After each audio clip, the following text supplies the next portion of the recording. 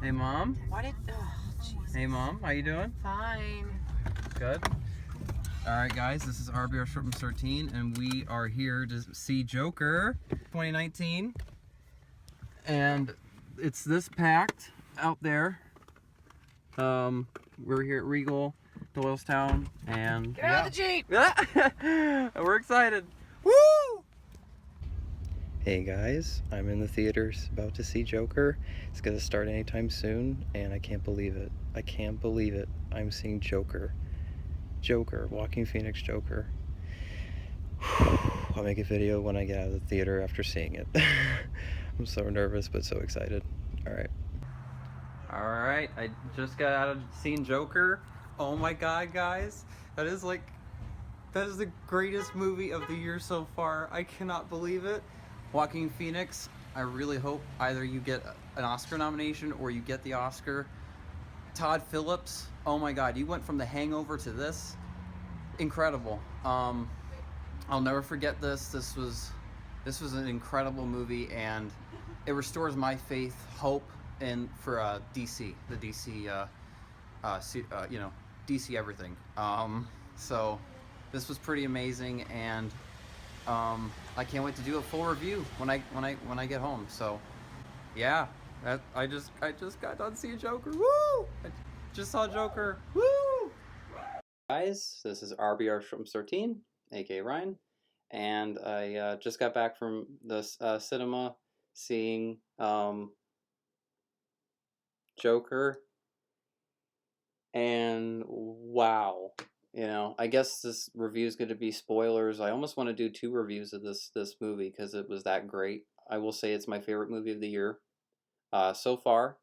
We got other movies coming out, but this was incredible. And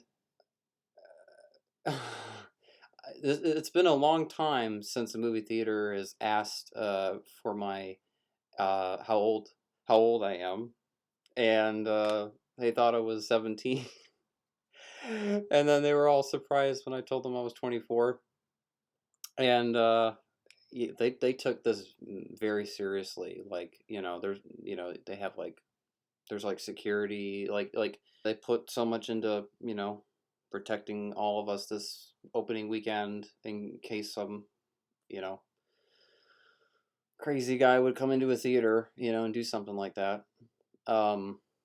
Thankfully, it was a great experience. I had to use the restroom early on in the movie, but I was like, you know what? If I have to go, I better go now.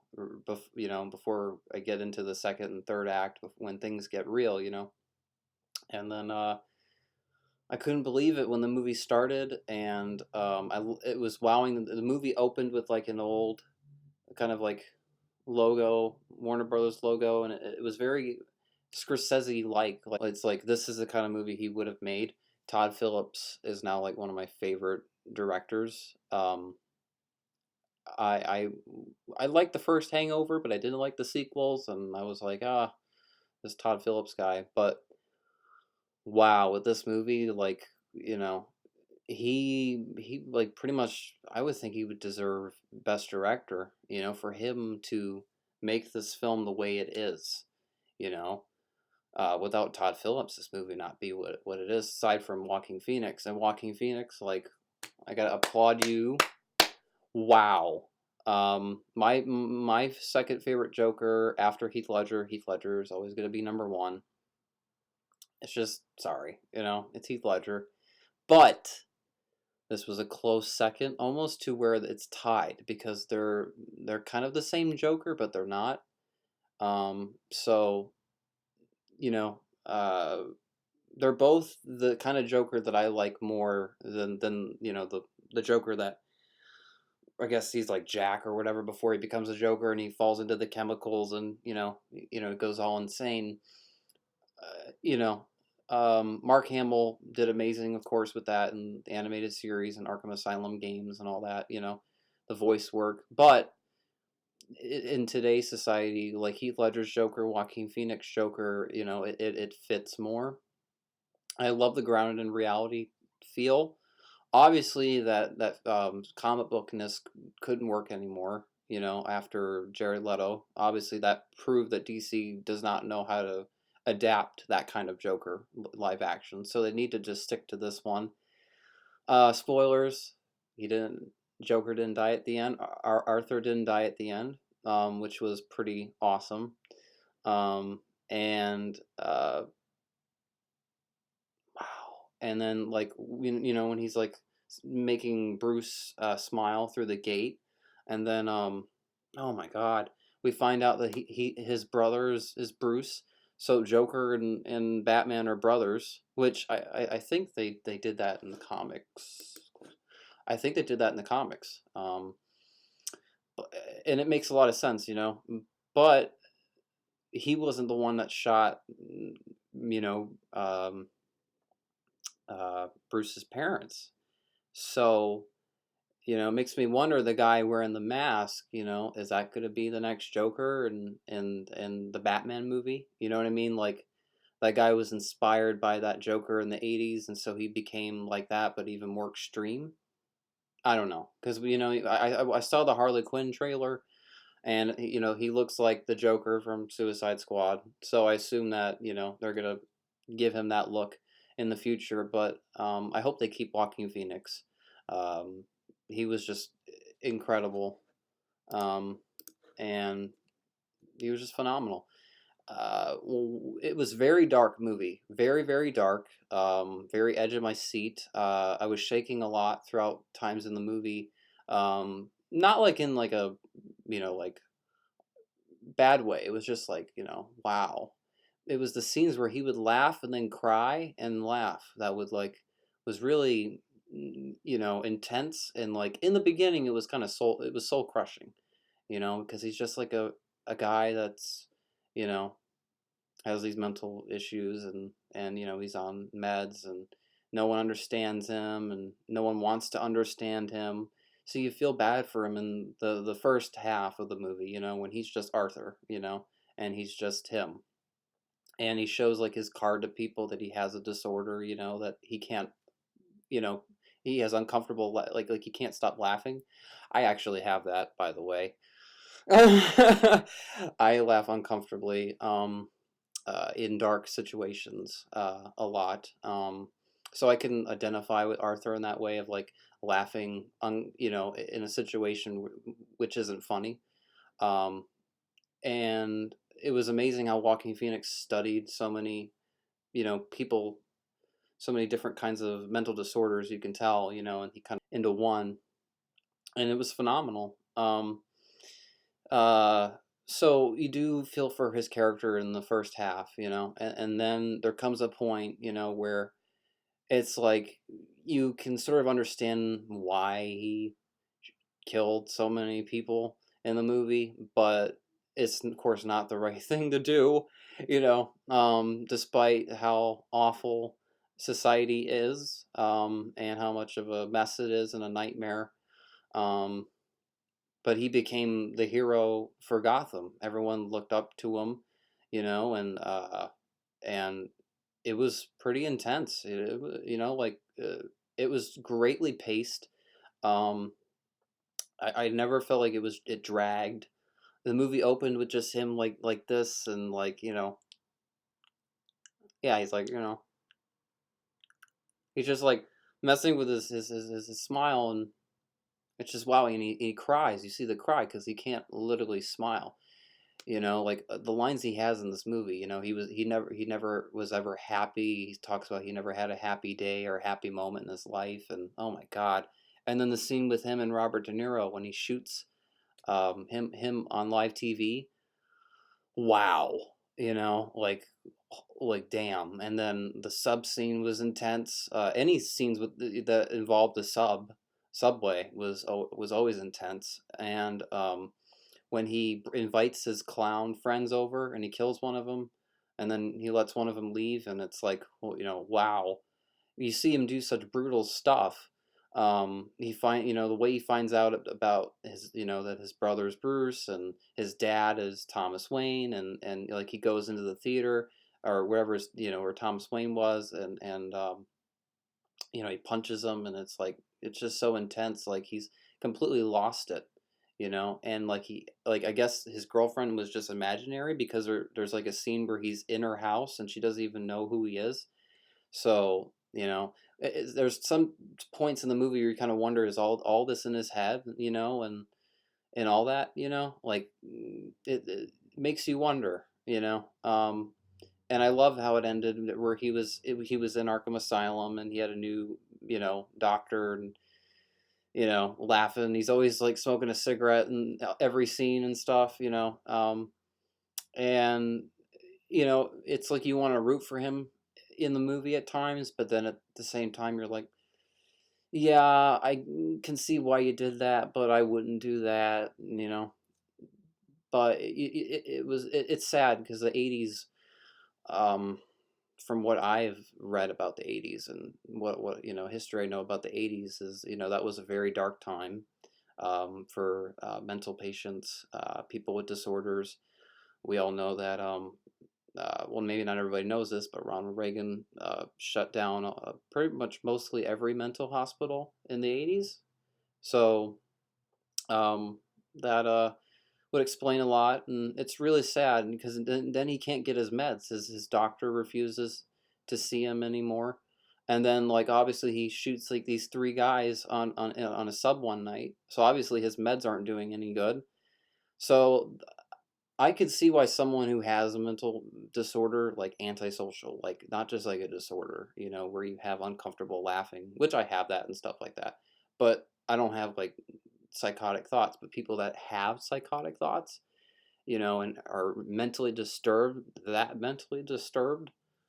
you know, this is not for them, you know, and it's coming a lot for me because like I love fucked up shit. Like I love fucked up movies and stuff, you know, fucked up games and fucked up TV shows, you know, and it's educational, you know. But um you if they put a warning, you know, before the movie, or, you know, uh, a film's being promoted or whatever, like, you know, don't watch this unless you have unless you have a mental problem or this or that, like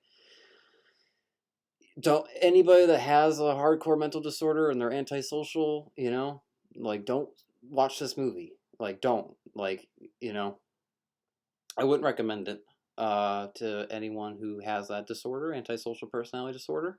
This could easily tick them off to do something, maybe not like 100% something that happened in the movie, but something similar. Even if the guy or girl doesn't dress up as the Joker, you know, something could happen because of this movie. And I don't want to say like don't. I don't want to blame this movie, you know. But this movie was so dark, so real, so brutal, so in your face, so realistic. You know, like it was one. It's one of the most realistic movies I've ever seen on the big screen, and one of the most psychological, and that's the part of the Joker, you know. And this is a movie, we got to remember that. But it's for people that can handle it, that people can watch the movie, walk out like that was great, you know, and that was that. Like how I walked out of the movie, it was, I loved it, you know. Do I want to go out and hurt people? No.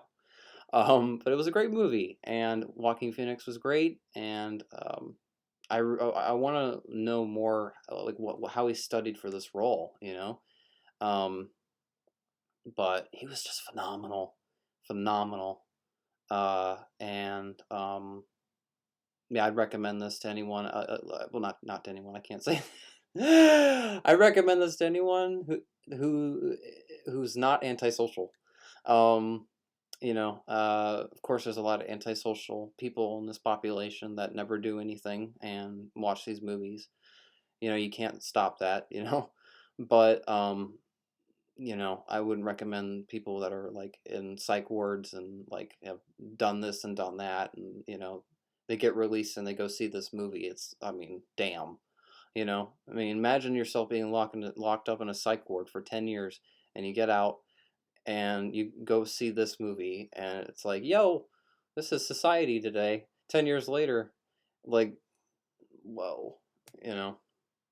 Um, So yeah, the movie definitely touches subjects that are unsettling and unnerving, but it's important though, you know, for people to be educated on about these things. You know, it's great that this generation is being taught, you know, once you talk about it, it gets better, and that that's great, and us as people, we need to be more understanding to people that have mental disorders, you know, um, and a lot of us have mental disorders, whether that's antisocial or not, and we just want to be understood, and we don't want to be like we don't want to be the center of attention, just like we just want to be understood and not judged, because we have this disorder. You know what I mean? Um, so wow, I'm glad this movie didn't come out when I was a teenager. I went through a traumatic event when I was 13. Not going to get into it. And horrible. And then I was put on a bunch of meds for a long time. Um, and I'm still on meds because I have PTSD. But if that movie would have came out when I was like 17, 16, not to say I would have done anything, it just wouldn't have helped with what I was going through. Young people, 17, that are just getting disorders, bipolar, whatever, it's not good to watch a movie like this at that time in your life, because it may not influence you to do a violent thing, but it could influence you to do something that maybe isn't violent but could be harmful in some form. I don't want to blame this fucking movie or anything like that.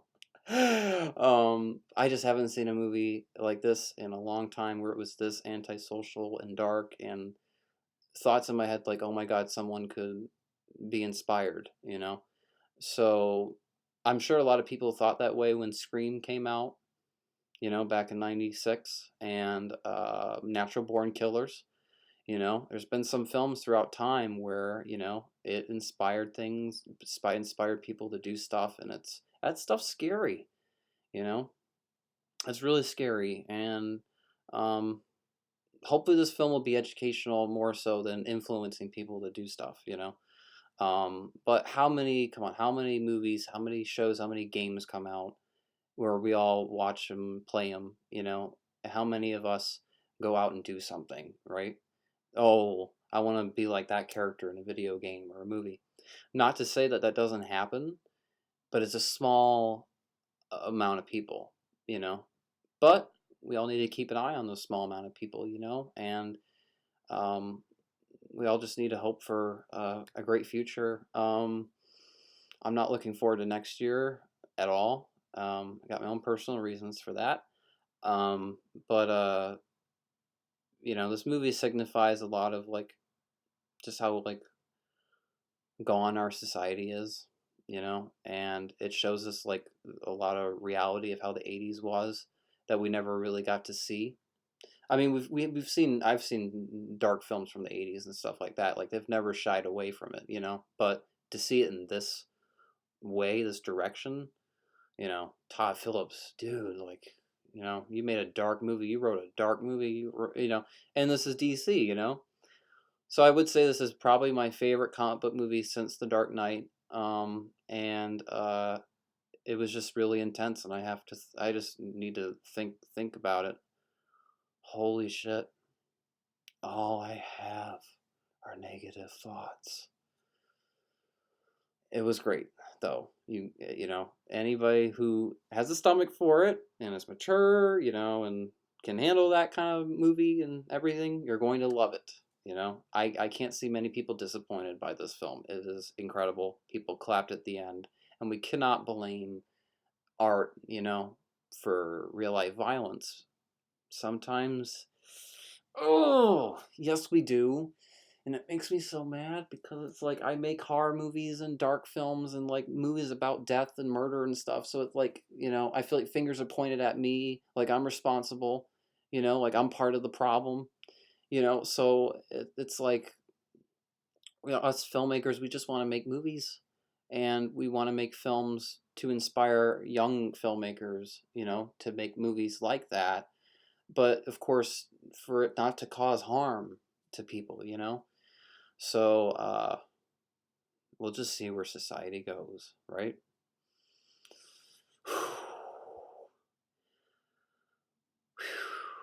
It's a pretty intense movie. But I'll probably do another review of this. When it comes out on Blu-ray, I'll do another review of it. But this is my review of the movie after getting out of the theater. So we'll see more what I think about this in the future. But that's my review, guys. I hope you enjoyed it. Go see it. And like I said, I don't want to blame entertainment for real life violence, but sometimes, and it sucks, it happens and it's really sad. But yeah, I just hope that our society gets better and we all can find some way. But yep, that's my review, guys. I hope you enjoyed it. And go see Joker. It's out. And I'll make a video soon, guys. And I'll talk to you soon.